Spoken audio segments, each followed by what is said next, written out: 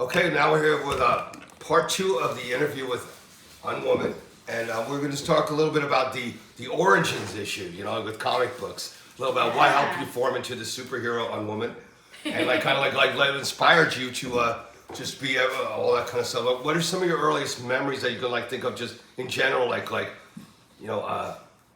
My earliest memories related to music are watching Wizard of Oz. Oh, no when shit. I was 2 or 3, and I would put all of my stuffed animals around the fireplace, and I would sing "Somewhere Over the Rainbow" to all my stuffed animals. And sounds romantic. I mean, it's just all my whole life. That's like just being 2 or 3 years old, or yeah, 2 or 3 years old. And then when I was 6 years old, we moved around a lot when I was a kid. We moved from Texas to Maine. And when I got there, culturally that's a huge stretch. Huge. And I was born in Sacramento, so it just all over the place. But they were like, "Well, sing some songs from Texas," and I sang "The Yellow Rose of Texas."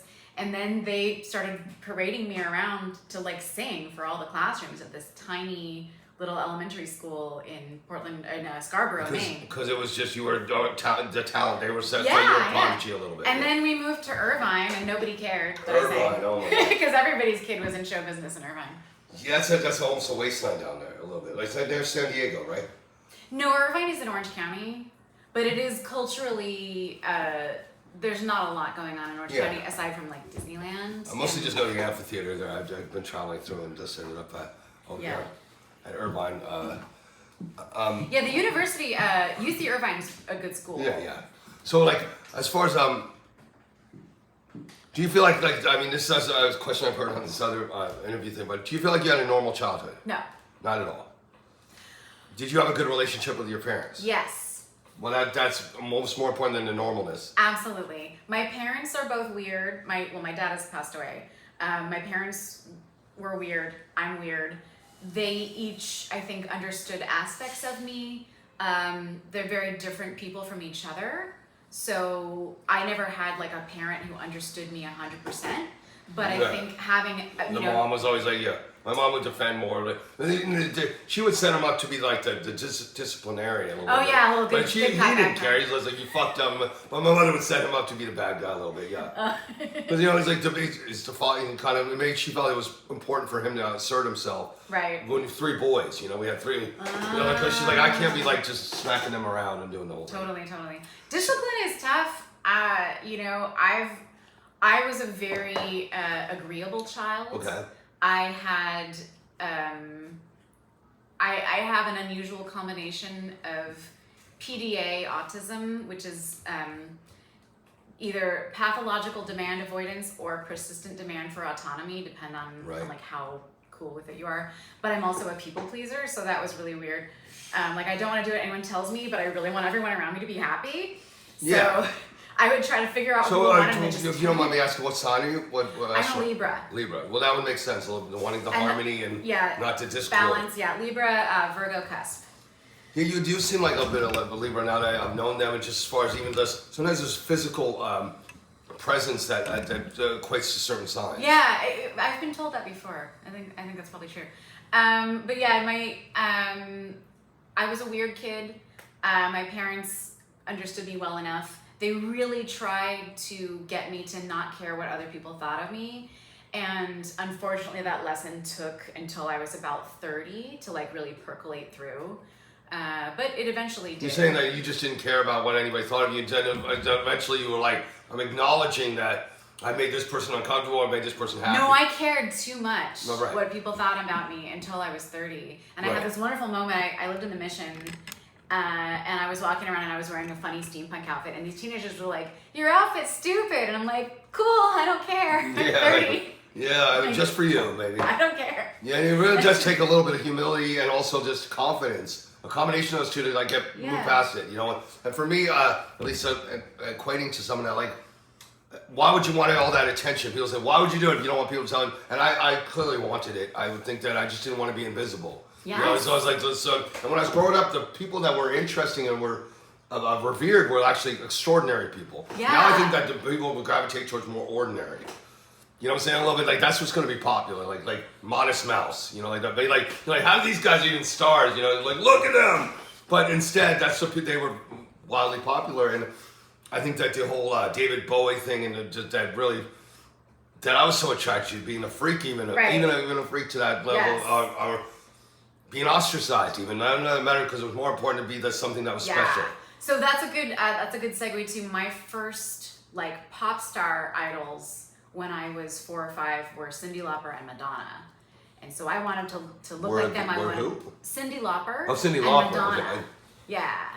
Yeah, it was in my hearing. It was something. No, it's fine. So they're both just huge icons of Yeah. the mid to like MTV came out, and then really like Cyndi really like for somebody with her background too was able to make so much out of that. Oh, I you know. know. Like just being kind of a New York girl, just like, and all of a sudden it just worked. And well, me and Barbara like one of our songs, like because we know each other when she was 16, and I was close to it.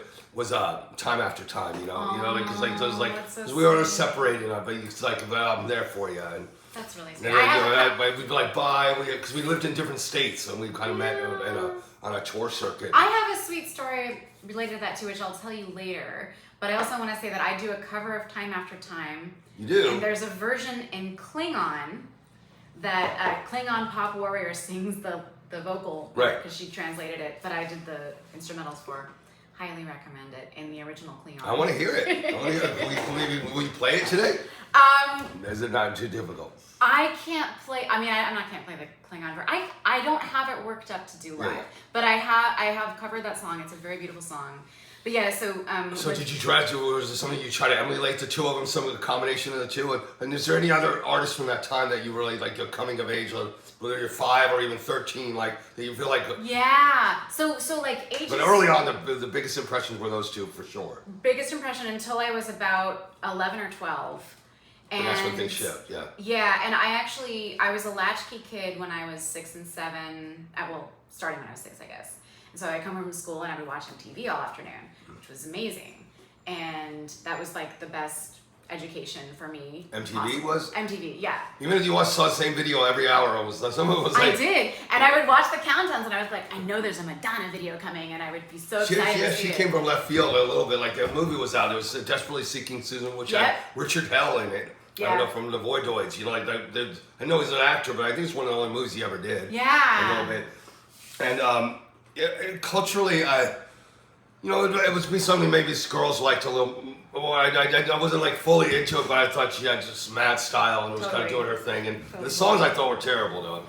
Like Material Girl and stuff. I was like even the idea, the premise of it was much more of a natural and spiritual person. I was like, God, okay. I will happily say that I didn't understand what most of her songs were about at the time. I just liked them. Mm-hmm. And it's simple music, which is accessible with for the drum machine kids. and keeping it. Yeah, super simple. So as far as groups and bands, are there any that stand out to you in your earlier childhood? I remember Tears for Fears. I really liked. Okay. They got a lot of radio play. I really liked George Michael. I got a Genesis album and then I never listened to it. Yeah, I don't blame you. Yeah. Especially that era, they were sort of already. And it's so funny. It was really funny. I was about 7 years old, and I realized that I had all these tapes with lady singers. I had Samantha Fox and lots of Cyndi and Madonna, and I got this Genesis tape, and I was like, I need to have she's great. I need to have some male representation. In my you actually consciously thought that. I really thought that. I was like, I want to. So who came in listen to? So I bought a Genesis album because I liked one Phil Collins song, okay, and then I just never listened to it. So it wasn't like some Human League or. I liked Human League a lot, but then actually. So you're really an '80s kid, like. Yeah, I got into music in the mid to late '80s. And then I had another big realization, which was Duran Duran when I was 12. Yeah. And they had the album with Ordinary World and Come Undone came out, and they were charting again after a while. And all these little girls in Irvine and I got super into them, and we'd watch videos, and we had our first. Well, they were so cute and right. They were and they're all these naked ladies in the videos. We're like, oh, it seemed exciting, yeah. It was very exciting for Do you know of a band called Japan that had David Sylvian in it? Because I think there would be no Duran Duran without Japan. Oh, period. Yes. Period. Absolutely. The suits and his making themselves wear a little makeup. Oh yeah. That whole imagery, but they did that 1975. So they're one of those bands that never really got appreciated in America, but They really were just a tremendous band. Absolutely, All of the Mick Karn and the whole band together. Totally, completely agree. So, were you a good student? I was an amazing student. You really? Wow. Yeah. That makes one of us. I was probably the world's worst student So ever. I tested really well. I learned to read really easily. Math was very easy for me.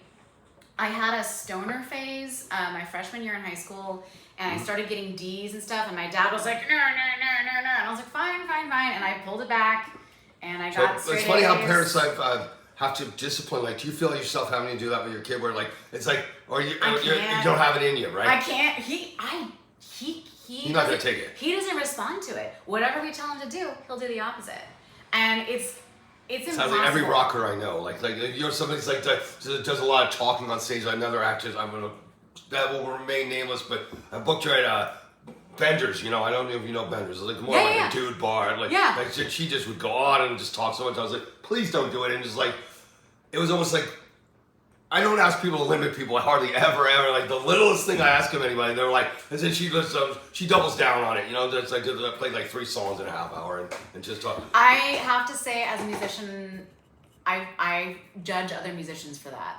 If you're talking more than you're playing, the audience is not gonna like it. I hate it. But it's like it's a culture of brats. Yeah. Almost like built on brat culture, where like if you tell somebody, like, no, I ain't gonna do that. But here's why, right, Roxy? The most interesting musicians are the people who are swimming against the current in some way. Right. So we all have that personality trait of like, fuck you, I won't do what you tell me. I like to do a little talking between, but I try not to go over like excessive with it because I. No, you're great. You want to have a little bit outside of what you're singing to them. No, you're totally great. I have every Thursday I do a Twitch stream where I practice, and if I start talking between songs, because I'm usually crossfaded, I start to go on for like minutes. And I'm like, okay, no, I have to plan my set, and then I know what I'm playing, right? And I can respond to the chat really quickly, and then I just keep it going. I think it's one of those things where you only have yourself to answer to, and anything that you're doing, and like you keep that as an artist. Where Michael Stipe once said, he's like, you're always right. No matter what you're doing, even if you're wrong, do what your heart tells you to do, and just like even if you fall flat on your face, it's still better to do that because you're feeling like talking to people, and you don't have to worry about what other people's expectations are. Totally. But I agree with you on the. Then do stand up if you that's what you want to do. Exactly. And so like on my practice streams, it's fine if I do it once in a while, and I usually kind of give people a heads up like this is not going to be a tight set. This is going to be a conversational set. And you have all that stuff archived somewhere. Yeah. So where can people see some of your work? Well, so on Twitch every week, the archive isn't permanent, so like there's probably just a few. You can highlight. You gotta set up so a website. If you have, it's a lot. If you have like if you're a Twitch affiliate, which I'm not because I don't stream enough to do it. Mm-hmm. If you're a Twitch affiliate, they last for longer. But I downloaded all my videos, so I have them on my laptop. So the advantage of doing Twitch for people out there which I'm trying to do, but I think is that you can do copyrighted material on there, and they don't flag you. Yeah. Where YouTube will just probably, even though. There's a fine line because you see these people all doing like instructional videos for songs that they didn't write, and they're allowed to do that. They are allowed to do that. The rules on that changed a few years ago. It used to be that they would mute the video, and it was terrible. It was like fire and brimstone if you used copyrighted material. Right. Now they just find the copyright owner and give them your advertising dollars for that video. So now you can actually do more on YouTube with copyrighted material than you used to be able to. No, I'm listening, because to me it's like that's one of the biggest things as far as just doing your own independent radio type thing is that you have to pay for a platform that would be able to allow you to play just your favorite hits and just like kind of doing stuff that like vinyl and all the stuff that you might want to break out. I will say I think Twitch streams sound better than YouTube. Yeah, people were telling me about Twitch for a little while, and it was just like during COVID, you were like, we're trying to find some way to do it. And I had a really hard time just getting a good sound out of the Facebook thing. And it was like, for a while, it was just like, it was either stutter, it was trying to get it to go as good as it could be. Yeah. Have you ever done radio? Like, do you have your own radio show? Or seem like you'd have... Yeah. I've played live on radio once or twice in the past. I mean, probably more than that. But you weren't like a weekly show. You weren't doing a weekly... No. That was a whole other side. Just like, for me... And maybe you find it a similar thing when you try a different medium that you're used to. It's a challenge is what's exciting. I really enjoy the process, but this, you find out what you have too. Like you know, I'm really sure. Like, what even trying to be a lead singer. Like, I played with a bass almost, you know, for four fifths of maybe all my time playing. And when I did it, I was like, I wasn't sure it would work, but then everybody loved it, and so you're not tethered to this mic, or you know, with your bass on, and it was able to do a little bit of better performance. Yeah, totally. What was your relationship to the kids in school as far as like they picked on me for being a nerd. They picked on me for using big words. So you were more of a Poindexter. They was kind of. I was a bit of a teacher's pet. Yeah. Okay. Well, good for you, man. Thank you. I mean, honestly, I wish I could have. They didn't like me. I didn't like them, and we just kind of let go down. I just didn't have the heart to get into the schoolwork. And I had this mental block, even in first grade, that I couldn't get into, like, just, I just didn't want to be there. Yeah, totally. And my son hated public school, and I took him out. And oh, really? We are, like, unschooling now, and I do sight words to try to teach him to read, and otherwise, he's so creative, and he's so smart. You see he'll have a life in the arts, you would think. I think he will. I could see him doing a lot of, there are a lot of different creative things I could see him being happy with. And I think public school is kind of a waste of time. I mean, private school too, for the most part. Kind of a waste of time. Like, kids Absolutely. just learn how to do stuff by rote. And it was more like a cookie cutter thing where there's an overview of every kid needs to know these facts. Yeah. And it's just simply not the case. Yeah. And I made it work for me because I was just determined to get everything I could from education. So yeah, I made it work for me. And you were also academically inclined. You felt like it was easier for you to absorb the information and regurgitate it. Yeah. Which is really basically what education is, right? Yeah, basically. In some ways, and I just bring out the ADD thing. I think hit me where my brain wasn't able to soak in stuff I didn't want to really know. I had no interest in it. You wanted to learn what you want to learn, and I think that's a very natural human brain. But it puts you as a failure in today's like as a kid, you end up on a path of being a unsuccessful and then being a failure, you know. And it really was like they just weren't like out here in California with homeschooling, different things like that. You could actually take a kid that was maybe gifted as I was, but also academically challenged. Yeah, exactly, yeah. And there are so many people like that who are extremely brilliant. Get lost to the cracks. They get lost to the cracks, exactly. Yeah, I'm very grateful that my son that I have time to spend with my son for that one-on-one. So you do get involved in that angle of it as far as just being the mom, like you help him with the homework or at least he has questions. Yeah, my parents were just not there yet. He goes because of the way his brain works. He goes through months where he's really into one thing. He doesn't want to do math. He just wants to talk about dinosaurs. Then he just wants to do math. Phases of those kids. Yeah, and that's what he's into. And so so there was a period for a couple months where he just was learning all the prime numbers. Right. And we did we factored every number up to like 1800 because he wanted to do that. I'd be like, okay, what's 1723 divisible by? To have a kid even interested in going through all that. He was makes really your job a little easier. And then he didn't want to do it anymore, so we didn't do it anymore. So are you feeling like when did the concept of UNWOMAN come? Like, have you been a musician since your 20s? Like, when did you become a professional musician? Like, in late teens? Yeah, so very important thing happened to me when the very beginning of my freshman year of high school, which is that I started taking a music theory class at Akalani's high school. And there was this goth boy in the class. And I was a freshman and he was a senior. He was very handsome. Very pretty, actually, I should say. And we had this day where we were supposed to bring in our songs to play for the class, and I brought a Tori Amos song, and he brought a song by The Cure. And I was like, oh my God, I remember this from MTV, and I love The Cure. And like, I hadn't thought about them for a while. It was like amazing. And then we like messed around a little bit. And he gave me this advice, which was... It happened, yeah. Yeah. He was like, I'm taking a music production class at the community college, and you should too. And when I was 16, I started doing that. Right. And I loved it. Like, there was nothing better than producing my own music.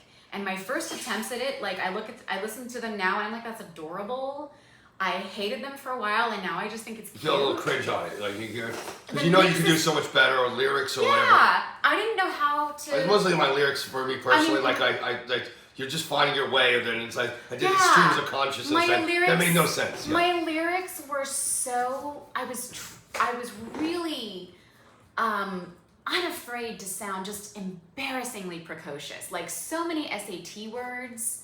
It was so it's so cute now. And I didn't know how to mic my voice. I didn't know how to use compression. There was reverb. There was a lot of trial and error, is what you're saying. So much reverb on it. Oh, at the beginning, we yeah. all worry about it and want to cover up our inadequacies The or whatever's flaws. there. Like I had a bass, you have like 6 pedals on it once, and you're like, not only did it was ridiculous and didn't even make sense to have flanger and chorus at the same time. You're like, just I got this little rack, and you start putting them all on, and you're like, and I'm all running the whole time. And then you say, okay, well now I know how to. And then my reverse thing once I got better was like to have no effects and just go straight into the amp because it was the integrity of the signal, which really I made a little bit of a difference. Yep. And also if there was any problems on stage, I knew where to go. Oh, so it's more simple. I'm so with you on that. Right now, my looper is built into my amp, and my only other effect is an overdrive pedal. And that's it. So if there's any problem in the signal chain, it's really easy to figure out. So were you thinking like in those early days, 16, 17, that was really the formation of UNWOMAN? When did the concept come to fruition as far as like you say, I am UNWOMAN? How old were you when that happened? I chose the name UNWOMAN when I was 20. Okay, that's so a long time ago. Which is a long time ago. Yeah, I'm 43 now. But when I wasn't gonna pry. No, I had. Well, I was listening to, and I was. You could probably do the math. Yeah, they're in the 80s. Listening to the 80s. Yeah, you're not a kid. Yeah. Yeah. I had a realization when I was about 17. I put together a demo tape.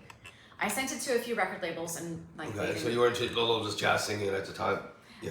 Yeah, I made a demo tape with me mostly playing piano, but a couple of my produced songs from Diablo Valley College as well. And nobody wanted to sign me or anything, but when I made that demo tape, I was like, this is it for me. Like, this is what I want to do. Right. So I went to college at UC Santa Cruz and I studied electronic music there. I majored in music. So you're saying you went to UC Santa Cruz? Yeah. Well, that's of note, right? Yeah. That's a pretty highly respected college. Yeah. And also, it's a unique town that has its own culture around it. Absolutely. I started, the other thing was that I got a fake ID and I started going to goth clubs in San Francisco when I was 16. And my parents said, as long as you get straight A's, you can keep going clubbing Tuesday nights. And I did. So that was pretty So great. basically, they were trying to make sure that you were just covering your bases. My parents really wanted me to be independent. Right. And they want you to be able to survive and not like starve. And that's really what all their goal is when they're yelling at you and telling you you're fucking up white. They're like, I can't take care of you forever. Yeah. They just, I don't want, in fact, they don't want to. They don't. Eventually, my parents like, I want my house back. Totally. You little fuckers, get out of here. But it's actually funny though, because my parents were I moved back in with them. It's a long story, but I got... No, go for it. I got Don't feel divorced. I'm just looking at it. Let's see, I got divorced We're gonna have plenty when of I content, though. It's good. right before my 28th birthday. I got divorced from this older man I was with. Okay, so you weren't married, like I was married officially. I was married in my 20s. And I got divorced right before my 28th birthday, and I lived in the city for a while. And then when I quit my job, I quit my ringtone producing job, which was very fun, until it wasn't. I quit my job, and my parents, I paid rent in the city on a musician's income for a while, and I was like, I think I'd be like breaking even if I wasn't paying rent. My parents said, come on back to the house in Lafayette. And I lived there, and that was my base of operations. And you had no issues of returning to that because of your independence you had and then giving that up. Exactly. It was you didn't not have a an problem. issue with it. Because at that point I was 30, and they were not my business. I didn't bring a lot of like casual dates home, but my parents were not in my business. They weren't. Well, it's amazing when people can make that work. For me it was like that. It wasn't like it's not like a failure, but with me being so fiercely independent, like. I felt like it was too great. I felt like a little bit like I was taking a hit. A little bit of my self-esteem and some of that. Yeah. Because my dad was abusive and different things. I don't care your dad does, but hey, why have a kid if you're going to beat him up? Yes. Yes. That's what his dad did to him. I know, Well, our generation a little bit, there was a lot, but it was totally accepted. You see somebody on the block whoop their kid right in the streets. And and nobody would be like, oh my God, you're going to jail, dude. There are these old stories stories that I read to Pickles, and they're like, and then she spanked him, and then blah blah blah, and I'm like, so we don't do that anymore. But in the olden days, this was accepted, and yeah. Are you saying when he was born, like you had to, when he did something wrong, you still had to teach it to him? That's what you're ready to. I understand that with just having cats and dogs a little bit. Like they don't understand it. You don't give them a little spank on the bottom. A swat when you're. I'm not trying to make this into like a talk about child discipline because I'm not an expert at all. I think a swat. But your open, honest feelings about this is important. When you have no other option of getting a kid's attention, I think a single swat. That's not like I'm punishing you. It's like you need to pay attention. Especially if you're trying to tell them and they just don't seem to be penetrating. Yeah, I think that's a different thing than like now I'm gonna get the belts and punish you, because punishment doesn't work in pretty much this any negative reinforcement is not good for kids because they basically feel attacked and physically. And actually, I remember when I was my parents. But you wouldn't be doing it like to hurt. Like you don't have this built-in. Like for my father, it's like he had this temper, so I think that tension was something he was just releasing that was already there. Yeah. And that's really dangerous, and that's something that I don't think parents should ever do to kids. But my parents would spank me every once in a while, and when I was about 7, I said to my mom, when you spank me, it just makes me lose respect for you.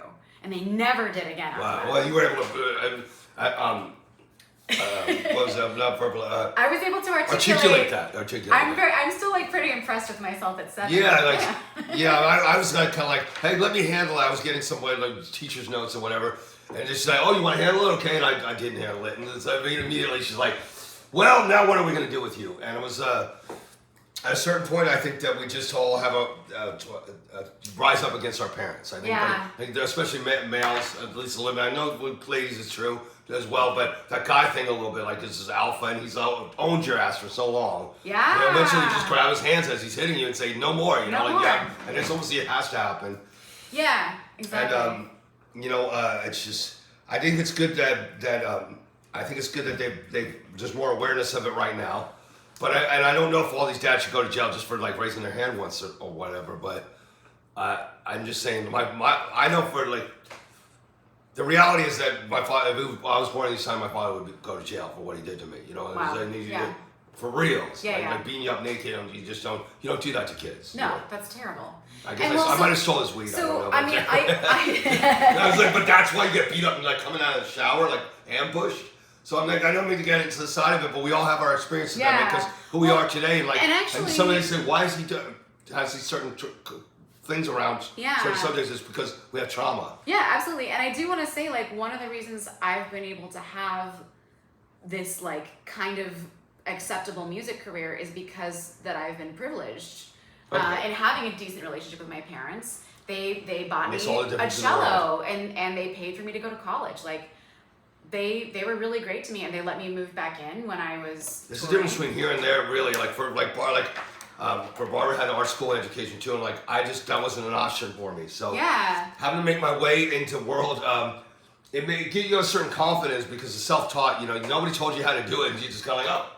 I wouldn't even want to take a class now in art because I don't know how you teach art anyway in some ways, right? So to some degree, color schematics and techniques, yes. So to some extent, I never got an advanced degree because my beloved electronic music teacher at UC Santa Cruz said a master's degree or a PhD is a piece of paper that you get instead of doing the actual creative work. And I was like, okay, I'm going to do the work. I'm not going to get a piece of paper. Yeah, and so I'm thinking you want to check out 5? Let's just so we can just breathe a little because so about a half hour on this one. There's 15 on the other, so we got 45 minutes of stuff for people. And we're just getting to the heart of the story a little bit, like maybe 20s and 30s into like where you're at now, like a little bit like the midlife, a little bit, sure. And then you're leading up till now as well. Yeah. Okay, so cool. We'll be back with part 3 in a little bit. Thank you guys for tuning in to Bay Area Legends. I'm your host Roxy Roller, and appreciate all your support.